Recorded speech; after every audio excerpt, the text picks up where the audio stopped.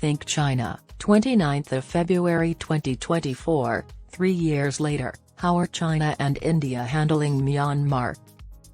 China helped the army of Myanmar overthrow the country's democratic government.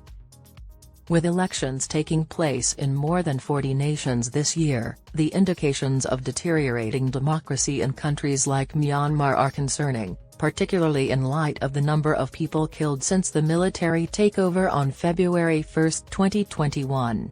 According to a report from the previous year, more than 6,000 civilians had died in the 20 months since the coup began. Armed rebel groups and the National Unity Government of Myanmar, which was founded by elected parliamentarians who were excluded from office during the coup, continue to oppose the junta administration. The military junta has lost several strongholds due to the rebel attack, particularly after October 2023. Though many find the death toll and ongoing violence concerning, the Russia-Ukraine war, the Taiwan Strait problem, and the Gaza conflict have garnered more international attention than Myanmar. Not enough is being done to put a stop to the violence, except international sanctions, humanitarian aid, and coordinated denunciations. However, the Myanmar issue is not remote for regional players like China and India, as the conflict directly affects them because of their proximity. Due to China's significant economic and geopolitical investments in Myanmar on both fronts, the country's northern border with Myanmar has grown to pose a threat to Beijing's interests. The most significant humanitarian and security issue, however, is in India, where the influx of refugees has created an urgent security threat. China and India, confronting different challenges in Myanmar, have delineated diverse approaches to safeguard their interests. China's bet-on strategy. Given the anti-Chinese sentiment of the coup commander, General Min Aung, China chose to take a pro-civilian posture shortly after the military coup it orchestrated and sponsored and denounced the bloodshed. But during the past 3 years, China's policy toward Myanmar has changed significantly, going so far as to confront the military regime head-on. A sign of reconciliation was made when Wang Ning, the secretary of the Communist Party of China's Yunnan Provincial Committee, paid a visit to Naypyidaw, the nation's capital, in April 2023. The visit of Qin Gang, the Chinese foreign minister at the time, on May 3, 2023, strengthened this even more. Amidst international sanctions, China is also Myanmar's second-largest armament supplier after Russia. Beijing has been very cautious regarding its strategic and economic interests, even though it provides material and political support to the military junta. In contrast, Russia was the only nation to intervene on behalf of military junta Chief General Min Aung during the coup and has continued to supply arms to combat the ethnic armed rebels who are calling for the restoration of democracy. Because Myanmar can reach the Indian Ocean directly through the Bay of Bengal, it is strategically vital to China. As a result of this access, China will become the dominating force in the Indian Ocean region, which is essential for facilitating the flow of gas and oil from the Middle East and Africa.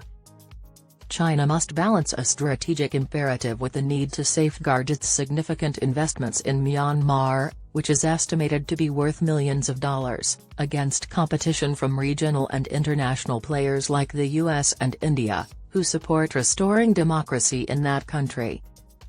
We are negotiating to keep trade routes stable. China is Myanmar's most significant economic investor, making up $3 billion, or 55%, of all foreign direct investment. Beijing is now compelled to pursue a conservatively driven strategy due to the China-Myanmar Economic Corridor, CMEC, a crucial economic and strategic connection in China's Belt and Road Initiative. Beijing aims to maintain the ongoing infrastructure projects, such as the CMEC, by providing financial, military, and diplomatic assistance to the junta. Meanwhile, as the rebels maintain their anti-China stance and assault Chinese projects, Beijing faces a difficult challenge in trying to win them over. Given that both parties have bases in distinct regions, China must negotiate for the security of its investments in Myanmar as part of its balancing act. Beijing can exert influence over them, particularly those along the China-Myanmar border, to stabilize vital trade routes from Yunnan province to the Indian Ocean because it knows how dependent all parties in Myanmar are on it to handle their military demands. The military junta in Shan State has suffered its worst loss since the Three Brotherhood Alliance, TBA, began Operation 1027 in October 2023. TBA has taken control of 24 towns and hundreds of military stations.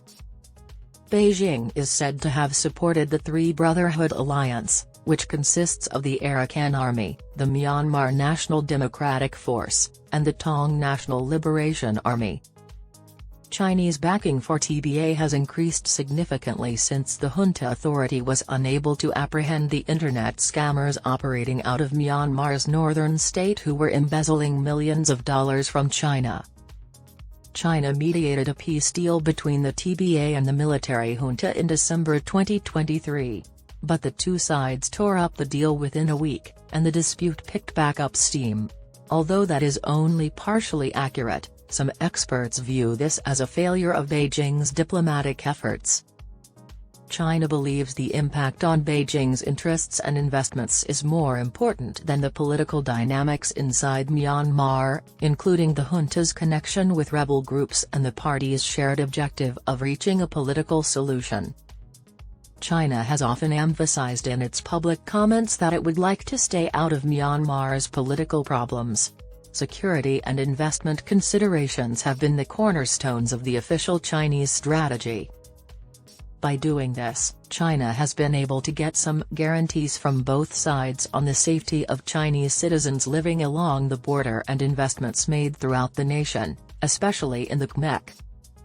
India erects border walls.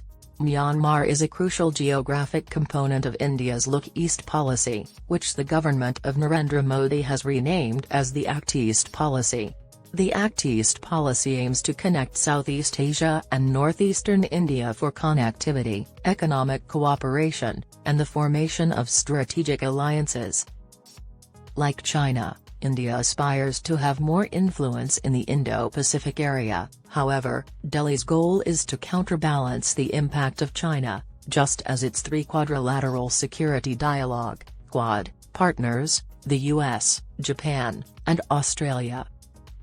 India and Myanmar have closely aligned their interests in investments and infrastructure development through the Caledon Multimodal Transit Port project, which both governments agreed upon in 2008.